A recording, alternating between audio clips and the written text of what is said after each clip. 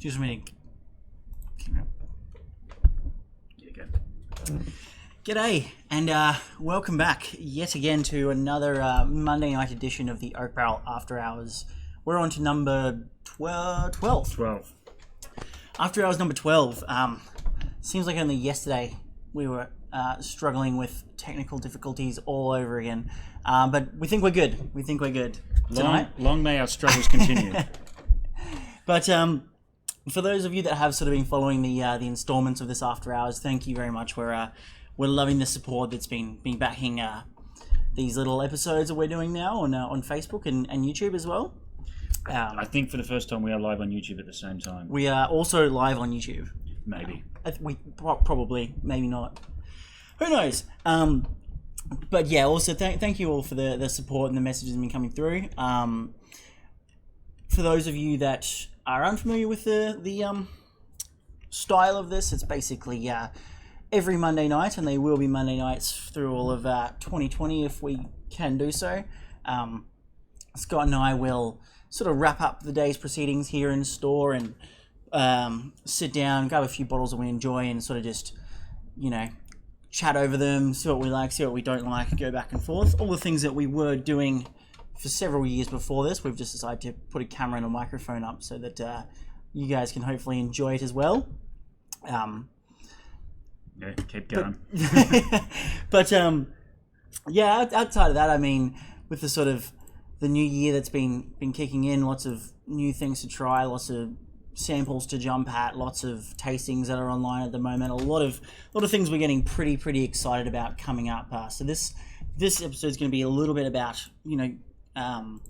going over those, getting stuck into what's coming through. I guess I should probably mention that I do handle the wine here in store, all things grape based, before they hit some big metal factory based thing and turn into a high ABV product, and Scott handles it basically after that, whether it be grain, grapes, potatoes, all the rest of things. But I suppose for tonight we're gonna jump into two products that are pretty exciting.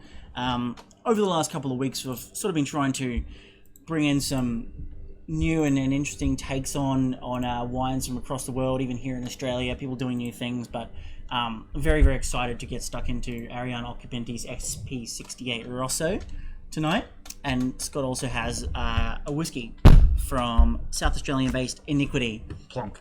Batch 17, I believe. Batch 17. Batch 17 from those guys. So we're gonna have a bit of fun with these ones tonight. I think it sort of does go without saying, a lot of the country is still unfortunately going through some very tough times, and we say it every podcast, but it needs to be said. I think we obviously always first thing on the mind when it comes to the products that we work with. Everything does come from the ground, and people out there that do the hard yards and work very hard to bring these products to us. If you are out there in any of those areas that are affected, which is a hell of a lot of them, we are thinking of you, and throughout January and even afterwards, a lot of events are taking place, not only here at the Oak Barrel but outside of it as well, which will be showcasing products looking to build some proceedings to go towards that as well.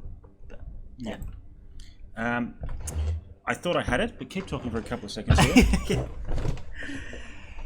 But g'day to Mike, g'day to Matt. Thanks for tuning in yet again.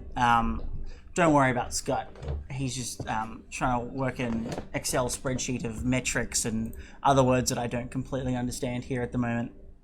But I suppose that sort of jumps into what we have actually been drinking, which I know for me, over the Christmas period, unfortunately I didn't get stuck into a lot of whiskey. It was gin. Gin was kind of the big one for me over the summer, as it probably was last summer as well. I feel like this gin craze that we're on at the moment has just been booming and booming.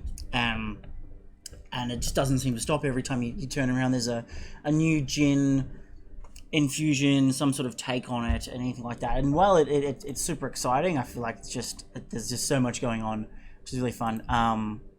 But with all the different tonics, mixes, all that sort of thing, I don't know. For me, it was more about just going back to the most like basic, simple gin and tonic that I could make. Get it as cold as possible, and just start smashing those back. From there, I guess, in the wine side of things, a lot of like alternative European white blends. A lot of Chicoli from Spain, lots of Gruner Veltliner from Austria, Rieslings from Germany, Austria, Alsace as well, and sort of finding the slightly sweeter, more off-dry styles of Alsatian Riesling really taking off, with that bouquet of Turkish delight that comes through has been excellent as well. South Italian Grillo is one of my all-time favourite, salty, briny, kind of got that walnutty hazelnut take on it, which was always on the table with some fish across the festive season. Northern Italian Arnase, being really getting stuck into as well. Chilean Sauvignon Blanc, kind of a recent revelation. And then just back into good old sort of Australian Chardonnay when you sort of want to close the night out on a richer style. Scott, while you're tinkering, I'm just going to pour a glass of wine. Yeah, go for it, mate. So I do apologise here. We are suffering from a little bit of connection issues at the moment.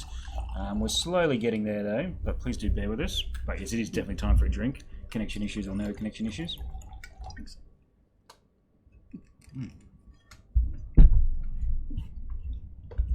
So, I mean, we've spoken a little bit about Italian varietals in general in the past few weeks, and you mentioned Arnase then, sort of a sweet white style that's been grown in a lot of, or starting to be grown in Australian regions.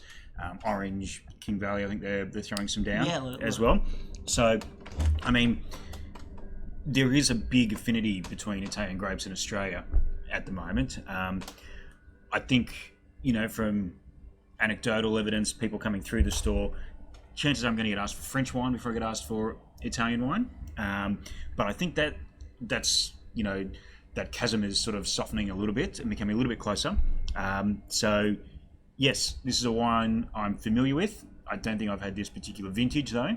We might have had a previous one. Yeah, neither of us have actually had this vintage. Oh, beautiful. Surprisingly. Hence the kind of the call to arms here for tonight's podcast. This is a wine that is all too familiar to the oak barrel shelves, both red and white. This is a cuvee from Ariania Occhipinti. This is the SP68 Rosso. So it's a blend of 70% Frappato, 30% Nera d'Avola. This comes from a little village in southern Sicily called Vittoria. Now, the reason that I kind of went for this wine, I've noticed that over the last probably 4 to 6 to 8 months, Sicilian reds and whites, but more so reds, is something that I've been getting asked for a lot. There are the mythical cult wines of Frank Cornelissen, who is based on Mount Etna as well there, and it seems like Etna, sort of the volcanic mountain that I'm sure we all know, is highly sought after. The wines from Mount Etna are very highly sought after, with a lot of winemakers setting up camp on there because of how rich and lively and intense the volcanic soil makes a lot of these wines, predominantly Nerello Muscalese and Nerello Cappuccio. So you do see the influence of that volcano that comes through these reds and whites as well, and they are excellent wines. They just have this intense energy, this richness, this vibrancy towards them as well. So we've been getting asked for a lot of wines from Etna and Sicily abound. But I'm pretty confident saying that the SP68 has been one of my favourite wines in this entire store for the last 3 years. Yeah. That we've been getting it. It doesn't come from Etna, actually. It's about 2 hours south of Etna. So, and it would be kind of up towards the northeast of Sicily. Basically, head 2 hours south, you'll be right by the coastline to this little village of Vittoria, where Ariania Occhipinti actually is now based and making these wines here. She got into winemaking quite young, first vintage being when she was 24. By working with just 1 hectare of abandoned vineyards down that way as well. And I think since day one, it was her goal, her mission, her drive to try and to work with the vines from this town, this village that she loved, she grew up in, and only wanted to kind of represent Victoria as a town, as a winemaking town, as best that she could.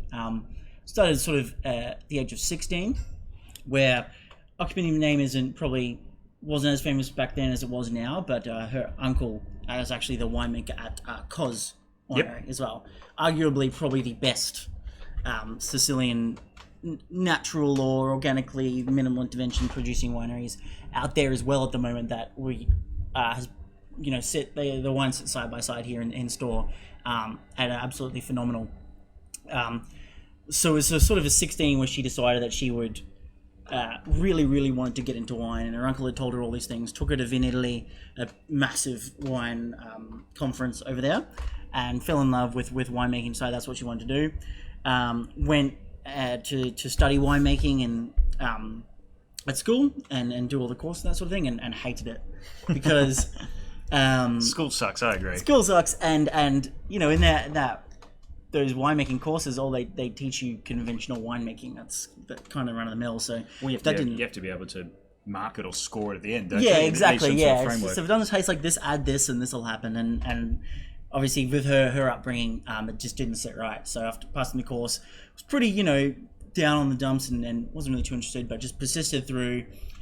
Worked how her uncle taught her to work, which is basically minimal intervention, hand picking, hand farming, working biodynamically. This has been biodynamic since 2009, just to make this incredible, beautiful expression of Vittoria, southern Sicily, as a wine, as a something that can go into a bottle and make it its way here. So I think we've probably had these wines, as far as I know, for at least the last 4 years, and just has it's never missed a beat. These Occhipinti wines, they are outstanding. They're probably, I think they're close to half the price they should be. The way that they drink, but really phenomenal. So this is both your and my first time tasting the 2018. Yeah, beautiful. Now, a couple of things very quickly. I've got some new analytics and stream measures here today, and I wish I didn't, because they're quite addictive, and you know when things are going poorly, when normally we're just talking rubbish and we just continue when things are going poorly, and we're none the wiser. You might have mentioned it, and I might have missed it, but grape varietal for this one? So 70% Frappato, at 30% Nero d'Avola. Yeah, beautiful. Which is, again, native to Sicily, as are her whites, Albarello and Muscat. Frappato's quite light, isn't it? It's almost like a Gamay type grape. So that's kind of how it's presumed, yeah. But it does lend a lot of the structure to this wine.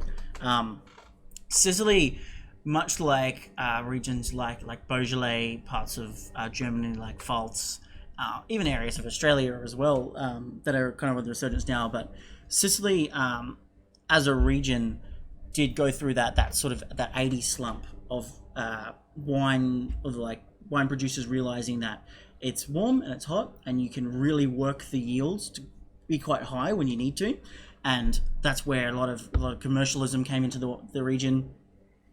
Vineyards were just worked for all that they could be, and you just produced mass consumed commercial wines that drove the price right down because they were cheap, they're accessible, and no one really cared about the vineyards, and it was like that. And then it took guys like Ariane's uncle to make this resurgence, much like in Beaujolais, if you look at Jean Foillard and Marcel Lapierre, that then understood the potential of some of these sites and brought it back to where the wine deservedly needs to be.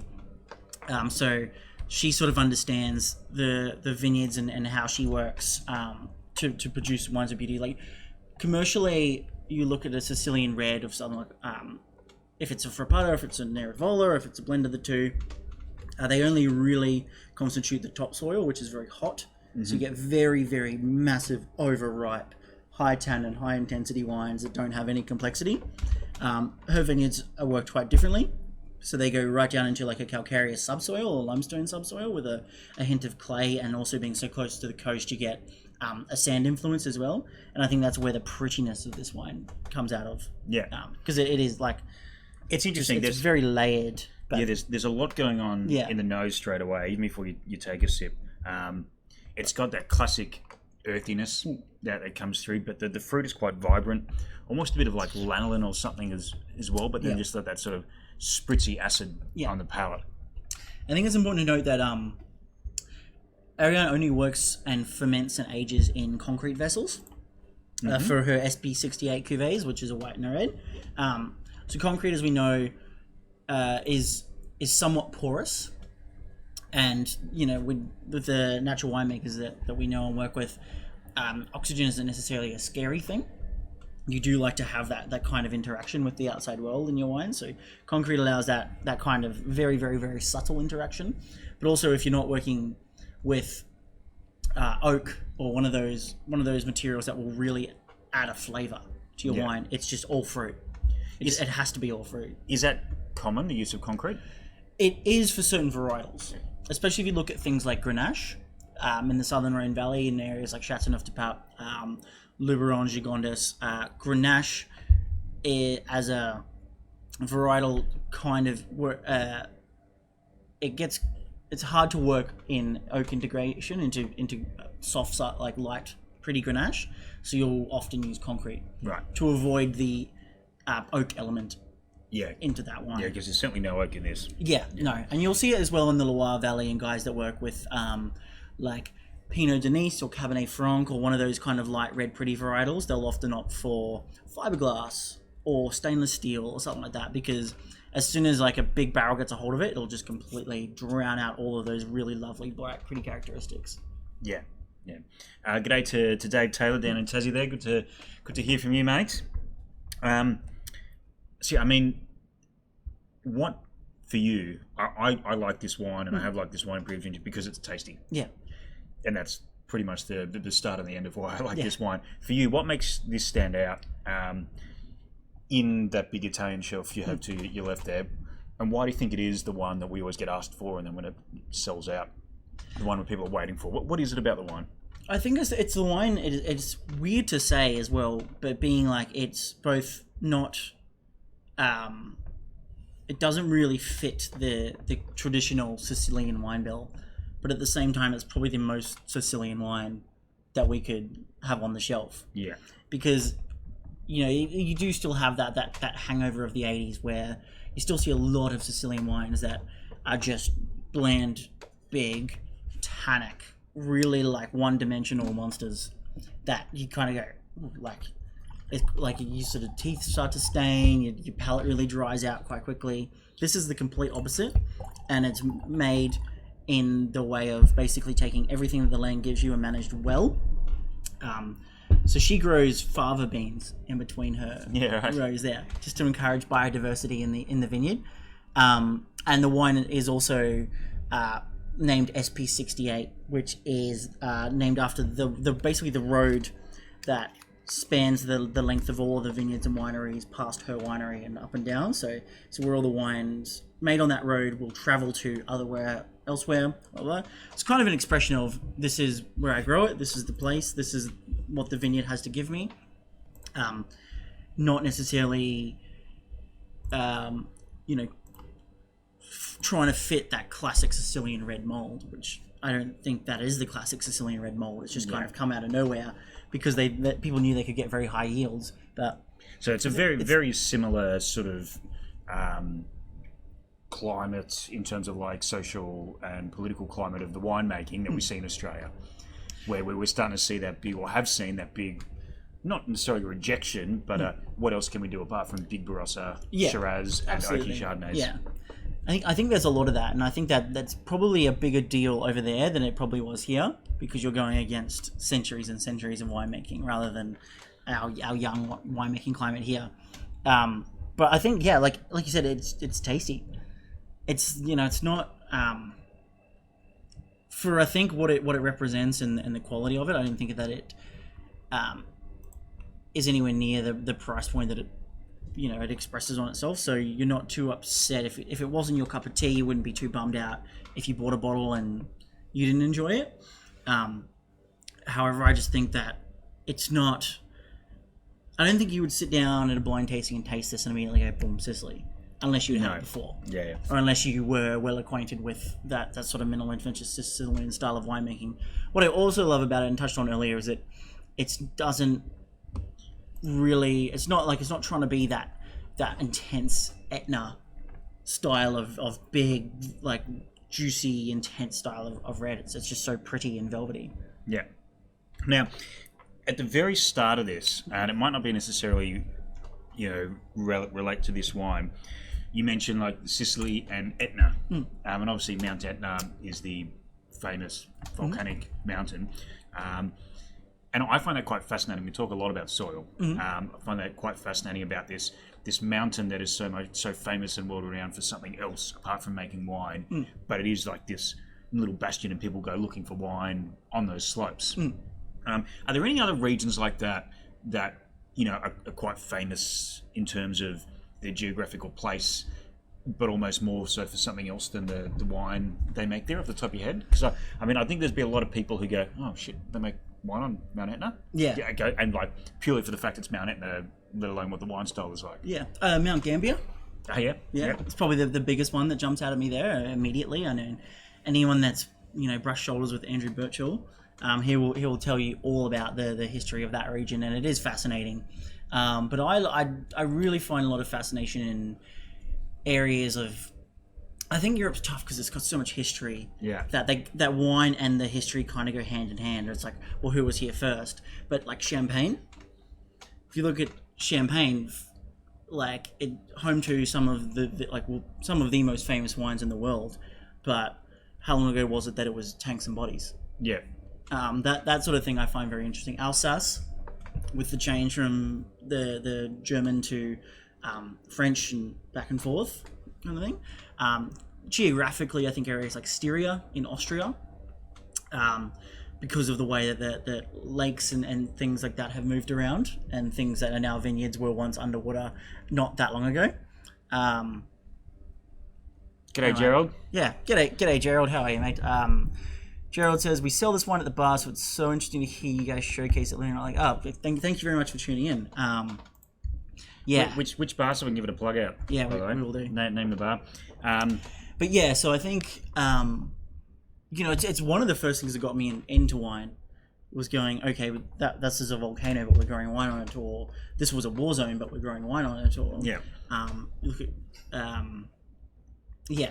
I think by the same token, that's why I think probably why so many people find Burgundy so fascinating, is Burgundy is the name of the region, but was one of the most powerful, mini countries after the, like the 30 Years' War and that sort of thing, when nation states in Europe start to become formed, out of the relics of the Roman Empire. And, Burgundy could have been France or Germany or England, it just so happened that it didn't. Yeah. But I find that quite fascinating, that and all the other, little not nations, but provinces and regions, whatever you want to call them, could have been countries. But we know Burgundy, and everyone knows the word Burgundy because of the wine that was made there. It's sort of come through.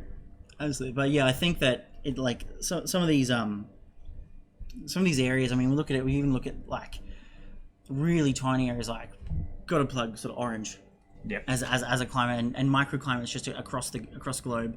One of the reasons that this wine can actually be so pretty and so floral is that Vittoria, right on not just by the coast of Sicily, it's actually surrounded by a mountain range, which is quite unusual for that area of Sicily. So what it basically does is allows constant cool wind night flow to come down and keep these grapes cool. Otherwise, they just over ripen and burn.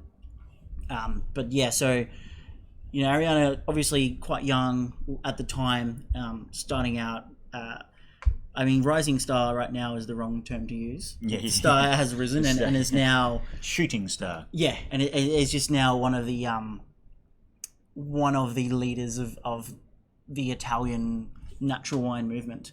It was interesting doing some reading earlier about just starting out in the sort of the mid 2000s, where natural wine wasn't really a thing, and she came out and was apparently quite dogmatic about being a natural winemaker and not spraying or anything like that. And fast forward to today, she's kind of resenting the term a little bit because of how that term is now perceived today. which I'd probably agree with. I think it gets thrown around a lot, but I think when you look at where she started, the ideology, the farming, the winemaking, it's everything to me that ticks the box natural winemaker. Yeah, it's a funny one. I mean, you rewind, 5-10 years, and not necessarily in Australia, but around the world, natural wine, naked wine, minimal intervention, all terms that were essentially they were describing the same thing, but the term natural stuck for whatever. Probably because, the idea of a natural wine bar rolls off the tongue a little bit better than a minimal intervention wine bar, and a naked wine bar could mean anything to anyone. But so, what that term means is sort of, because there's no legislation about it, people are doing things the one way and now sort of retrospectively being gone, okay, well, you started natural wine. I was like, but no one was calling it natural wine 10 years ago, exactly. So it was just the way we did things. So I think that's quite interesting, and makes it a little bit challenging, though, if you're coming into a bottle store or a bar or something, and you know the style of wine that you want is this style of wine, but XYZ person behind the bar or the counter might have a different interpretation of natural wine. So when you go and ask for a natural wine, they could go anywhere. Yeah. I mean... Well, I think it's something that, like, we see a lot here, is that people coming and asking for natural wine, and we could dedicate podcasts onto what is natural wine, and it's still not going to ever get to a right answer. But the way that I've kind of always seen that is, if someone walks in here and asks for natural wine, that's a win. Yeah, we got one. It's kind of like, if you come in here just wanting like to learn, or just to even have like a little bit of like what is it, like I don't really know what it is it organic, is it not, blah blah blah blah. The fact that someone has come in here actively seeking wine that could be made in a very sustainable manner for the environment, that's a win. Yeah. You know what I mean? The fact that they've come in here and they've not gone down the road to pick up a $5 bottle or whatever, I think that's the most important thing. And then I think, like, there's so many arguments that go on about this and that and this and that and this and that, but like, I think there's a bigger problem at hand than what is natural, what isn't. But if we can get people over the fence of trying to drink sustainably at the bare minimum, that's quite important. Yeah, and I think it sort of goes back to something we discussed last year when we were talking about a similar line. I forget which one it was off the top of my head, but that's why it's so important from a consumer to ask the question. And if you are a bartender or working in a bottle store or something, if you don't know the answer, sit there and try and find it out, because there's not a lot on this label that necessarily tells you the half an hour history that you can do sitting here. Which also makes it a little bit challenging. There's some other probably alcoholic categories, or even categories within wine that do labeling a little bit more clearly in terms of the crux of what people want to get to. And like, there are wines out there that will see natural wine on the label and certainly be not even close to some like the way that this is made. That's the unfortunate truth. But a quick Google search, quick peek at Isabelle Legeron's book, and you get there. And one thing I do like, and you can't see this from the stream here, but just on the back there it says, like a lot of imported wines do, because if you're not familiar with the varietals, often they're quite foreign to the Australian market and vernacular. It just says red wine. So if all in doubt, looking at an imported bottle of wine, look on the back, it's probably going to say dry white wine or red wine. Well, so I didn't write this down, but Nera d'Avola and Frappato is before it was a like a breakdown of the blend of the wine, but for Victoria and this region of Sicily, that was kind of the red wine. Yeah. Okay. Right. And it's Serrasuolo di. I'm not going to butcher it live on stream, but that was the wine that got made.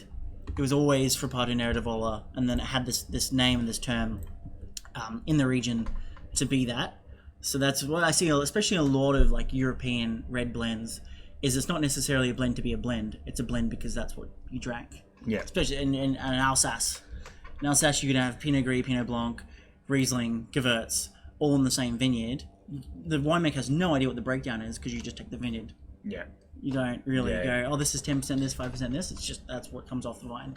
We drink wine here Yeah. from this vineyard because it's the closest. Yeah. And we grow these grapes in the vineyard because that's what grows the best. Yeah. And that's sort of that very traditional style of growing grapes, Yeah. which you don't see in New World countries like Australia, because you go out with, I want to make a Shiraz, Yeah. I want to make Pinot Noir or something, and you go and plant specifically. It's like when we had Jean-Claude Rateau down here last year, and he had a Pinot Gris Pinot Blanc blend, and the vines would be like Pinot Blanc, Pinot Blanc, Pinot Gris, Pinot Gris, Pinot Blanc, like just a scattergun of things around the vineyard. And I was like, why did you do it like that? And he was like, that's just what worked best. Like, I didn't go out there and plant them like that. That's just how they grew. And it's kind of, well, yeah, that makes sense. But it does encourage a lot of biodiversity in vineyards as well. So. Yeah, awesome. But my first time trying this 2018 blend, and it is fantastic. It's very good. One thing before we move on, I was sort of thinking in the back of my mind here, food. Mm-hmm. This seems like we go very well with food, which is not always the case with some of the wines that we drink here, because we sort of drink stuff that you can drink like by itself and stands out, and so we can get excited about it and talk it there. But I reckon not necessarily meats, but or like light meats, something. Also, the obviously the go-to is what grows together goes together, right? But for me, especially with Sicily, is like I drink a lot of Sicilian Grillo because that's just the key for shellfish, cured meats, that kind of really salty, briny kind of characteristic. Yep. Oysters, that. This is like a little bit different, and I'd be very interested to know the typical Sicilian cuisine for red wines. But like I'm thinking like duck or quail, like something a little bit lighter, something with a little bit of salt behind it, but just enough because it's very pretty. Yeah, because it's got that. It does have that hint of acid or spritz on the back palate. Still does. Well. And her wines not notoriously, sorry, but her wines have got that. And a lot of reviews that you'll read online will say, "Oh, give it a decant or let it about 10 minutes or whatever." But I opened this probably just before we started, and I think that's even faded. That kind of overly intense spritziness. Yeah, but it's just that died right down. That energetic kind of like lovely blue fruit thing. I dare say this is kind of one of those wines that like it just gets opened and put on the table. Yeah. And people will enjoy it regardless of. But I mean, if you had to do something, like maybe some sort of like sashimi taco, like fish tacos or something like that. Something really light with a bit of salt and a bit of spice behind it that would kind of carry it through. Good question coming in on the live stream there from Gerald. In terms of these sort of scattergun approach wineries that have been there for generations, and because that's what's grown there.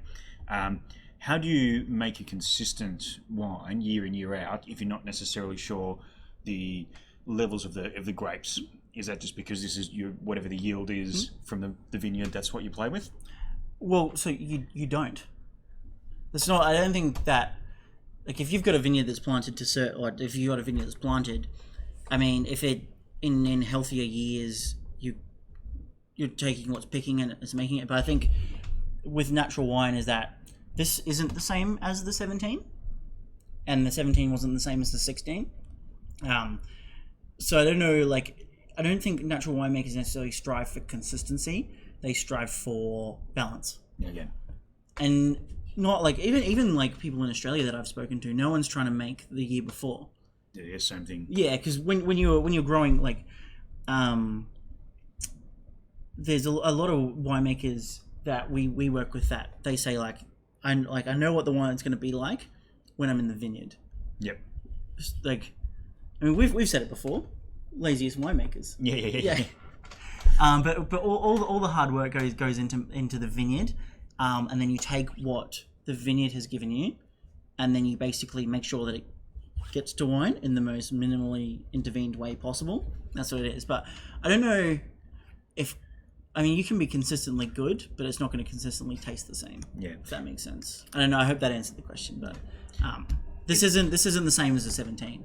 This is much brighter than the 17. Yeah, the 17 for me was had this kind of more like dark plum, dark cassis thing, whereas this kind of has. I don't know if it's just because we're opening it after first arriving, but it's much jumpier. It's much more vibrant and that sort of thing. Yeah, and it's an interesting point you touched on there, which we've mentioned a few times. Yeah.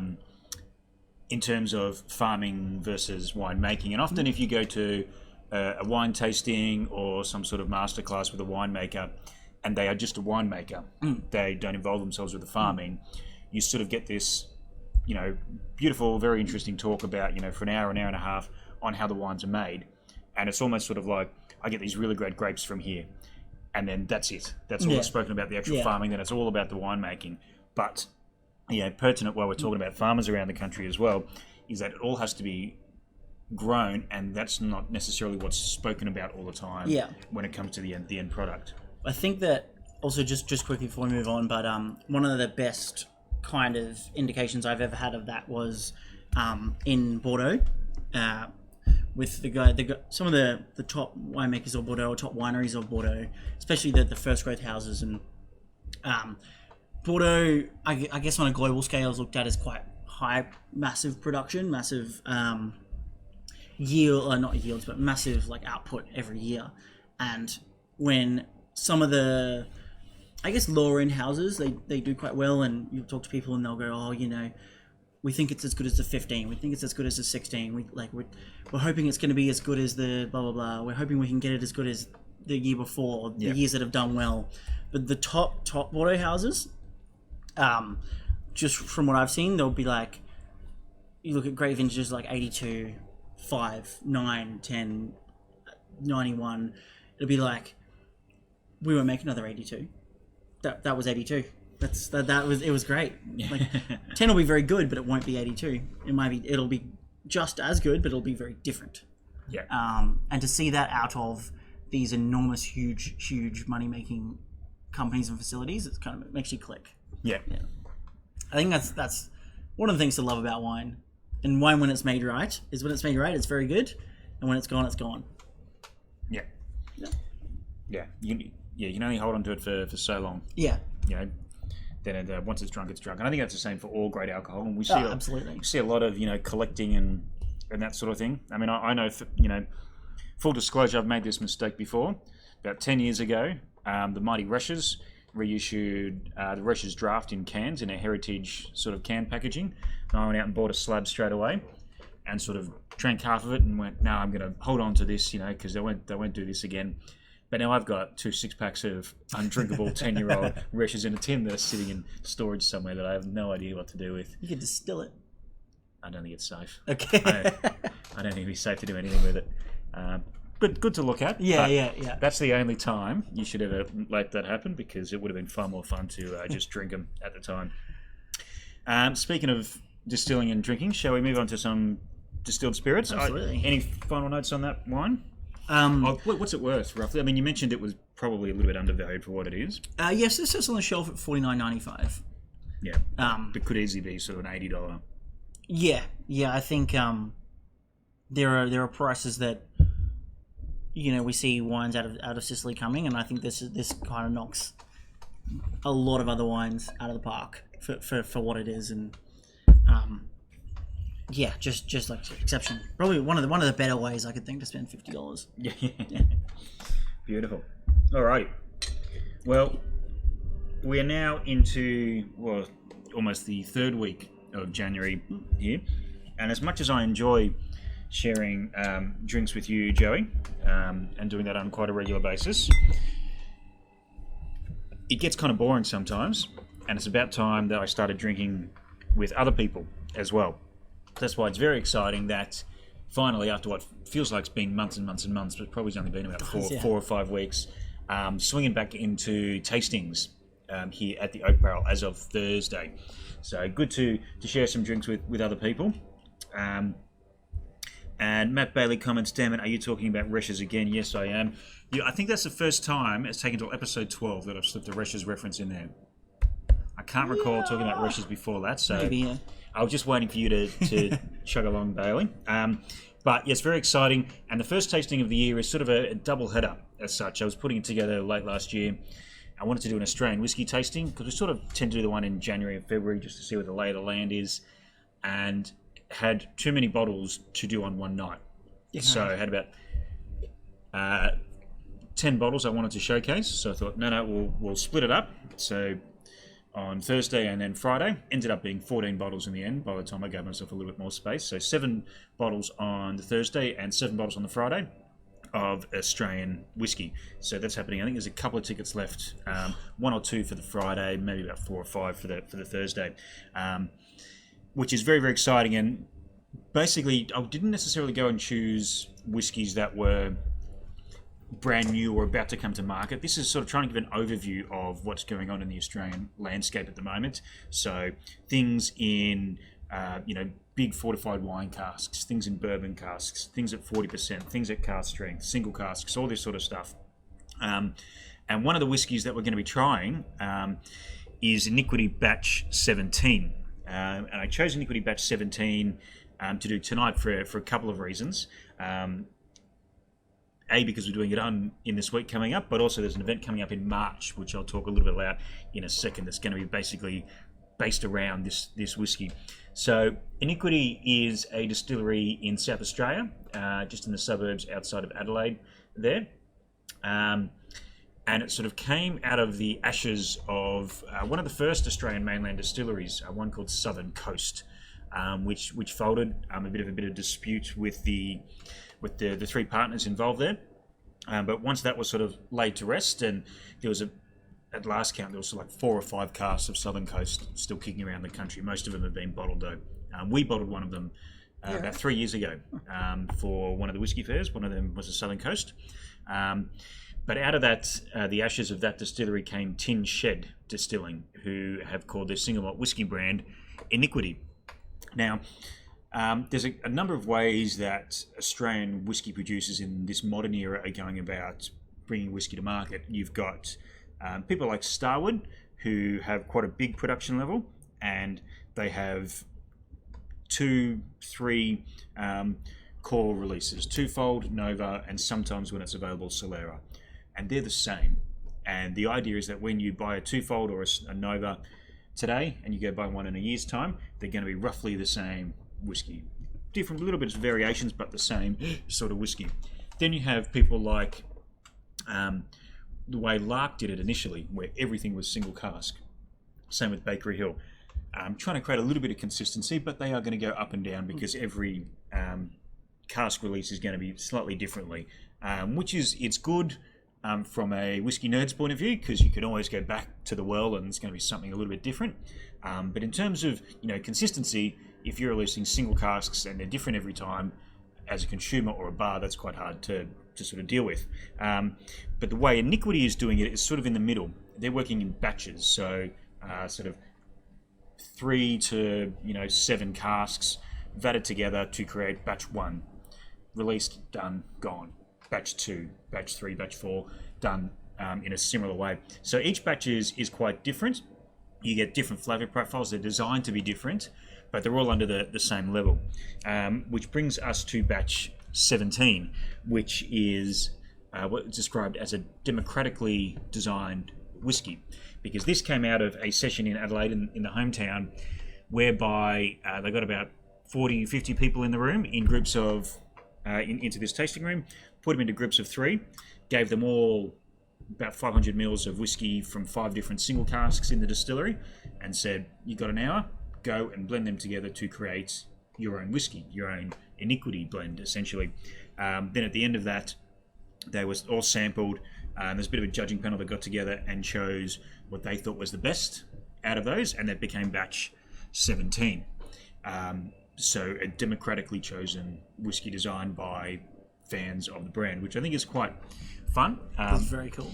And unusual, and doesn't, like, you can go to a distillery and choose your own single cask and pay lots of money and bottle it yourself, but this is an official bottling designed on that night. So we can thank, actually, it was Team Gallotta and Co.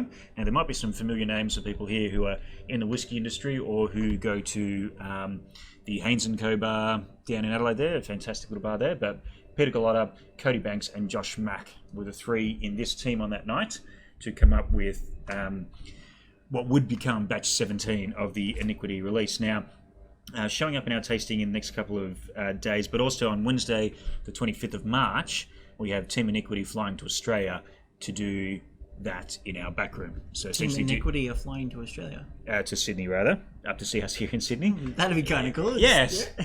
I hope they got cheap flights for that one. We sold a dummy at the airport for flights to Australia from South Australia.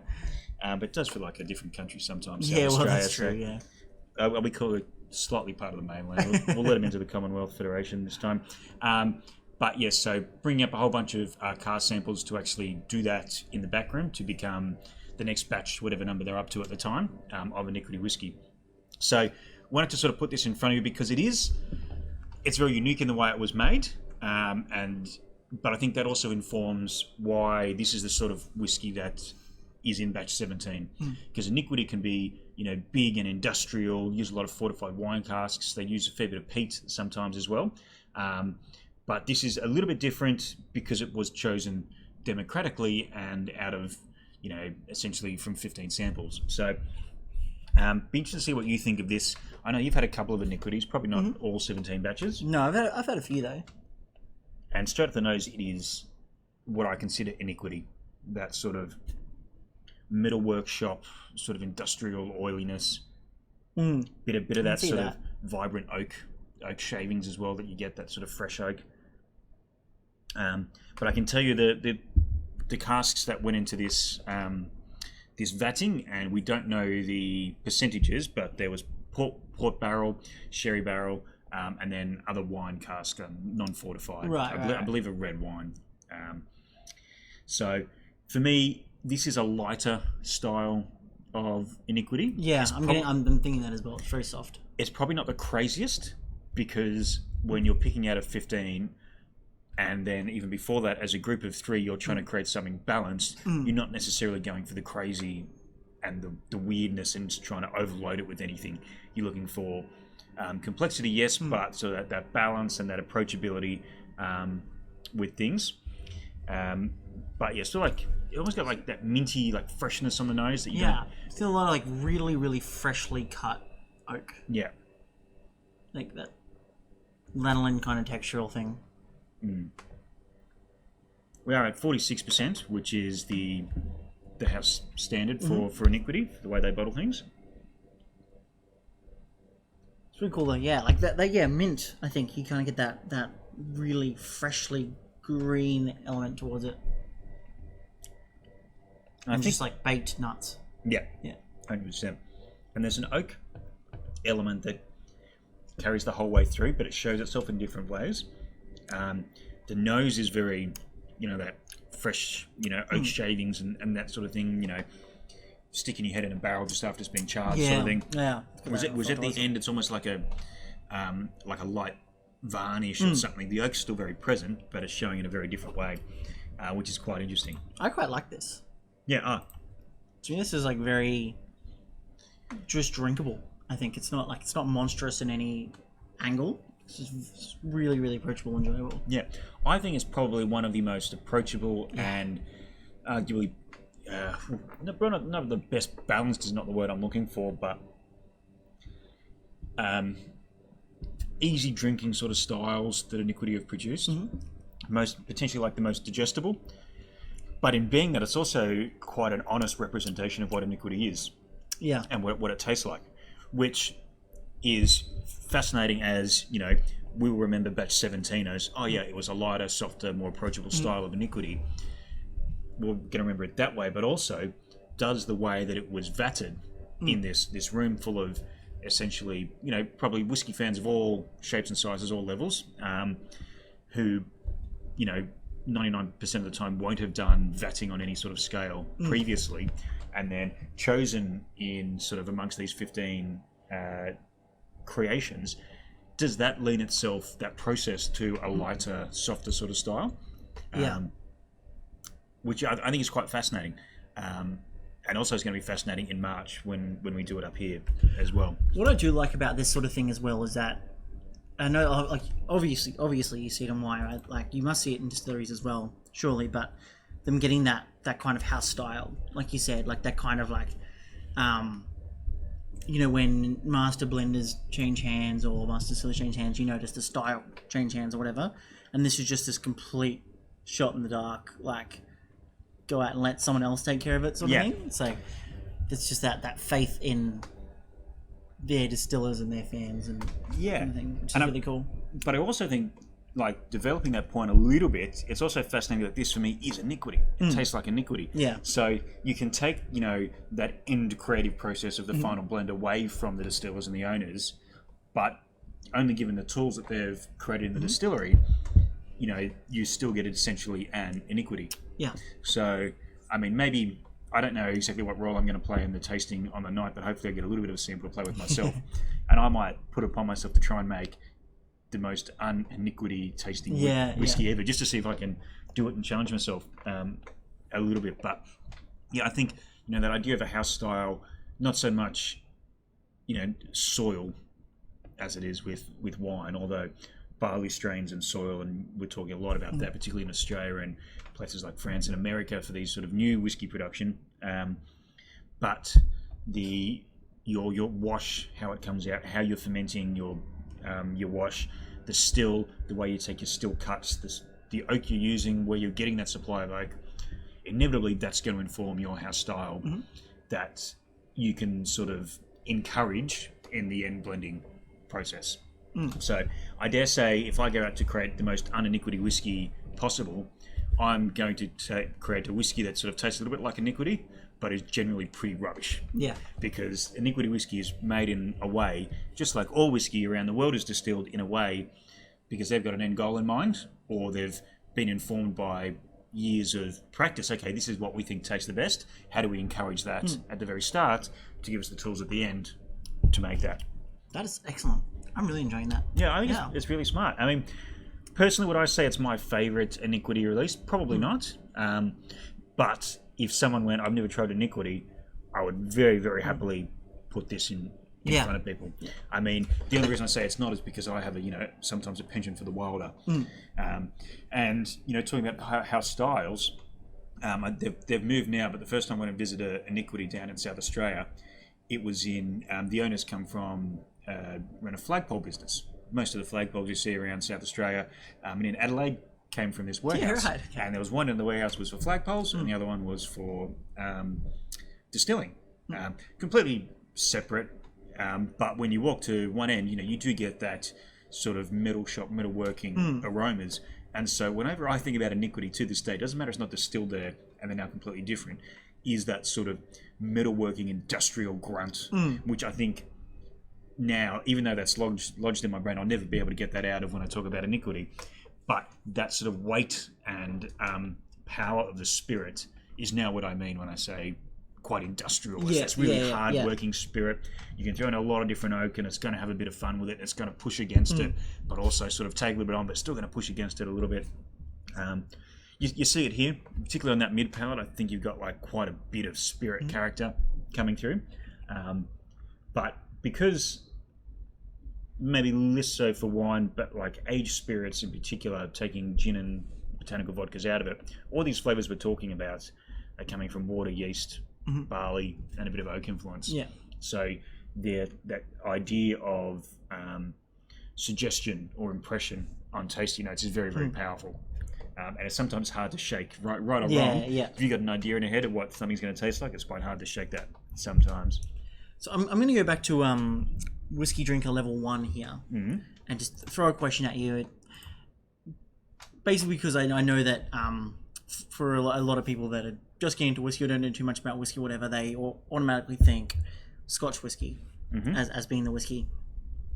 And I've just been thinking about it quietly, but if you had to make the kind of the connection between this whiskey and another like a regional type in Scotland, where would you go with that? It's a good question. It's a very hard question. Scotch whiskey is sort of still ubiquitous around the world. When people say the word whiskey, they generally mean Scotch. Even though whiskey covers Scotch whiskey, bourbon, rye, Japanese whiskey, everything, people tend to say bourbons or ryes or Japanese whiskey when you're talking Scotch, or the word whiskey, you're talking about Scotland. Australian whiskey largely has followed that Scottish sort of trend, particularly in terms of production methods. So this is single malt, malted barley, double distilled from one single distillery, very much in the same way that you would make a Scottish whiskey, Scottish single malt whiskey. Now, I was thinking actually walking in here today because we're doing tasting at the Wild Rover next Monday in a week's time called Welcome to 2020. Basically about a new decade and new beginnings of whiskey. And I was starting to think about when I got into whiskey properly and started thinking about it. And I guess that was almost about 10 years ago. Would have been about when I started to get into it. And a lot of the time, particularly 10 years ago, when you were talking about Australian whiskey, people were wanting to put it next to some sort of Scottish, touchstone. Okay, if you like this, then this is what it is. Because you needed that equivalent or that sort of gateway for people to sort of understand that. But the fact is that the Scottish climate is completely different to the Australian climate. And so it's almost impossible to compare them and put them next to each other. So in a roundabout way, I know that that's a very valid question and gets asked quite often, but I would say the region of Scotland that's on the other side of the world called South Australia that's the closest thing it comes to Scotch.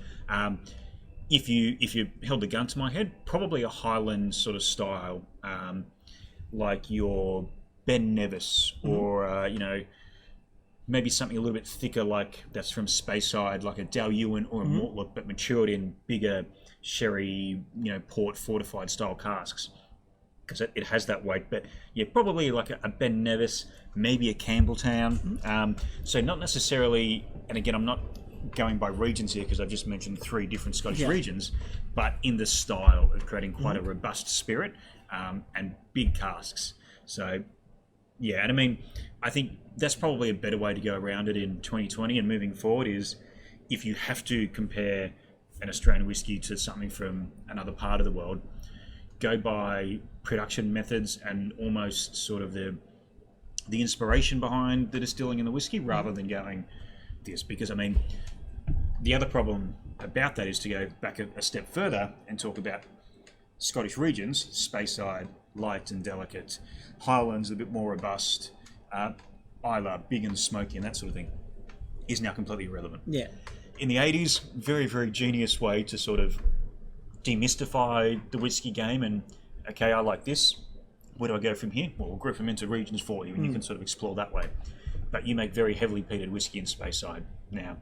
No one knows what a Highland whiskey is meant to taste like because it's such a big area. You make, light, delicate, unpeated whiskey from Islay. So in that case, again, let's look for specific examples and distilleries and methods rather than regions to sort of compare and contrast things to. Totally get the need for that entry point. And, we're lucky. We do this for a day job, so we're always learning and discovering and trying new things.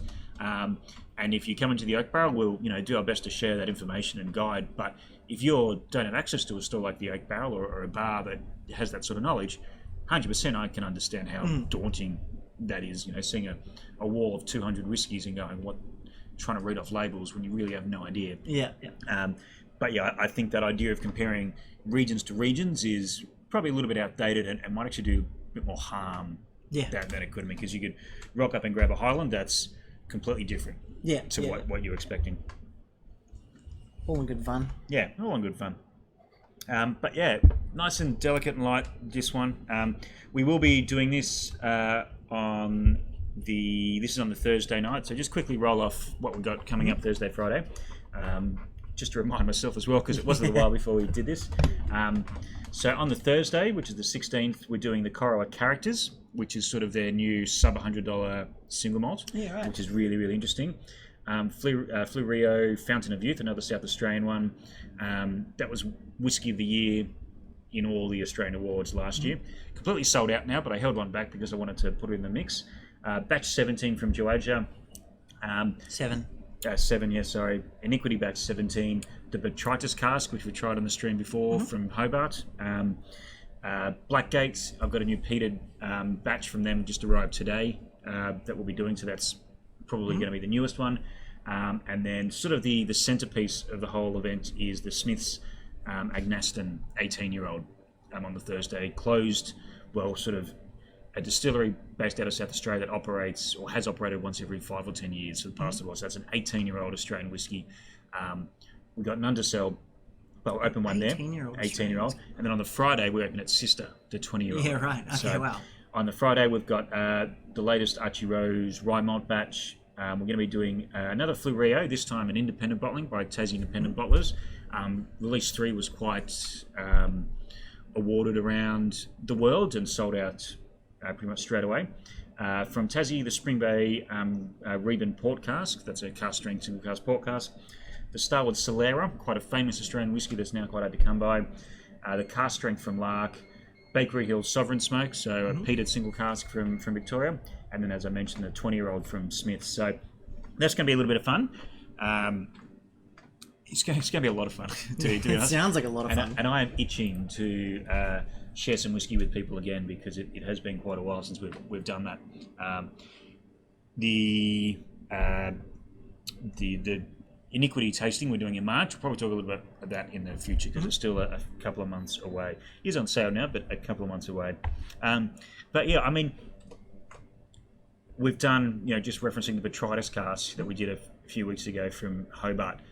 We're a very young whiskey producing country in the modern era. And Iniquity are always going to be quite small. They're probably always going to work in. They might release a core range that'll sit underneath these bottlings in the future when they got enough stock. But this idea that every batch is slightly different is quite unique and quite special. But I think it's also quite exciting in the Australian industry. There's so many distilleries popping up, not just for whiskey, for gin, for vodka, for brandies now starting to really kick as well. Rum, another big one coming through. That this sort of innovation, not necessarily on the bottle shapes, labels, all that sort of stuff, but innovation on how we create the whiskey and what is the mindset in which we create our whiskey, unique to a climate that is unlike any other whiskey producing climate in the world, and is so different when you think of Adelaide to Tassie to country New South Wales to Albany to North Queensland, all these sort of places. We can come up with as many ideas as we want. And some of them will be good, and some of them won't be good. But that's part of the fun for whiskey moving forward, I think. Yeah, absolutely. But yeah, we're about at time for tonight's stream. So, any final comments? No, I mean, obviously, very, very, very, very impressed with the first looks at the new Occhipinti SB68 Rosso. Also very impressed with the Iniquity Batch 17. Very excited to see what's going to come of both of them. Yep, actually. I will just jump in there quickly, because as I mentioned, we have gone live on YouTube and Facebook for the first time, and so I'm trying to monitor both. But Prestige Liquids jumped on the YouTube stream. So he has a sample of the Iniquity. Looking forward to trying it, so that's very good fun. But also, I'd have to say that Lark is quite similar to a light Highland Park in your opinion, and I think that's quite a pertinent point, because remember, Lark was always described back in the day as close to a Highland style whiskey. Highland Park in Orkney there is quite a different style of whiskey, but I do agree 100% on the lighter side, where the peat is toned down a little bit, but there's peated malt, or like post the malting process, essentially smoked malted barley that goes into pretty much every Lark distillate and every Lark creation, not necessarily for the smoke, but for that structure and length they look for in their whiskies. So 100% Prestige liquor. I know exactly where you're coming from on that one. But sorry, interrupted you there. Do you remember what you're saying? I can't. Obviously just pretty excited to see what's going to happen with both of these, not just with the new batch of Iniquity that we're designing up in a couple of weeks, but also how a couple of these bottles are going to sit in the cellar for a while and just develop, because so we're just with that characteristic of these wines, they have this prettiness, but also this lovely structure that kind of just drives all this flavour through. So it'll be quite interesting to watch these over the next coming years and see where they go. But also the development of Occhipinti and their wines moving forward, reds and whites. We're obviously going to be big fans of. Yep. Yeah, 100%. Matt Bailey, who is the National Brand Ambassador for the Scotch Malt Whisky Society. The what? The Scotch Malt Whisky Society. Oh, like some whiskey club? Some whiskey club, yeah. He chimes in and say, nice t-shirt, because I am sort of off-brand a little bit today. He's on Instagram every weekday at 8 p.m. doing a similar sort of thing, so tune into that one. And they've just announced a new logo for their brand. So, Matt, I'm going to need another t-shirt because I'm looking out of date with this logo on at the moment. But yeah, look, it's going to be great, as I said to you, tasting next week. we do say quite often that we have the greatest jobs in the world, and to make you jealous, my next week is looking very much like the greatest job in the world. On Monday night, I'm going to be down at the Wild Rover, doing their first Whisky Co-op tasting for the year, which is very, very exciting. I'm going to be welcoming in 2020 and what that means for whiskey. I will then be rushing back here to do this one, which could go either way. We'll figure that out. Then we got gin and whiskey tastings here at the Oak Barrel on Wednesday and Tuesday. Then I'm off to Dubbo to do gin, whiskey, and tequila on Thursday, Friday, Saturday. So I'm making up for lost time. I'm having 2 weeks off, but it's going to be so much fun. I cannot wait. If you are going to be Dubbo? Rover here or Dubbo, come and say good day. Because if not, I'll come and say good day and ask you why you're not drinking whiskey with me, or tequila or gin or whatever we're drinking at the time. That's going to be a lot of fun, and look forward to seeing everyone for that. Yeah. But massive week. As I said, as always, hope everyone out there is getting a little bit of respite from the fires in those regional areas. We've still got a long way to go, basically to the rollout. And I think it's also very important to remember that before the fires really hit the catastrophic points that they hit throughout December, for a year, rural areas are doing it tough with the drought and running out of water and all that sort of thing regardless. So even if these fires do, we get them sort of stopped and controlled in the next month ago, and thank God for all the fireys out there working hard and spending time away from families and friends while they're keeping us all safe. The drought's not over. So to everyone in regional areas, whether you're a distiller or a farmer or just living out there doing whatever, we're thinking of you. And if you, obviously there's been lots of donations going around from everywhere. The Oak Barrel is doing little bits and pieces, working with various people and donating proceeds from our membership throughout January. But once it is safe, and make sure it is safe, the best way to get behind those areas is to get in your car, get on some public transport, go spend a couple of nights somewhere and put some money into the local economy. When you're out there, eat and drink at a local restaurant, eat at a local cafe, choose local wine and spirits off the menu as well. That's the best way to go about it, and that's going to be certainly, I think, a theme for the whole 2020. Oh yeah, for us. yeah. We'll be getting away as often as possible. Not that we don't love it here. No, not that we don't love it here, but. Anyway, we're going to wrap up. So thank you very much for joining us again tonight. We did have a few issues at the start there, so I do apologise for that. But we're getting better, I think. Slowly getting better. Trouble free tonight, ish, kind of. Well, we didn't go out though, did we? No, I don't think so. We'll figure it out soon. We'll watch it back and figure it out. But thank you very much, everyone. And just finally, Prestige Liquids, do you know if Crafty has been okay? Yes, I believe Crafty has been okay. The Palmer's, Oakey and Gosper's mountain fire basically have circled him, but they're both under control at the moment, touch wood.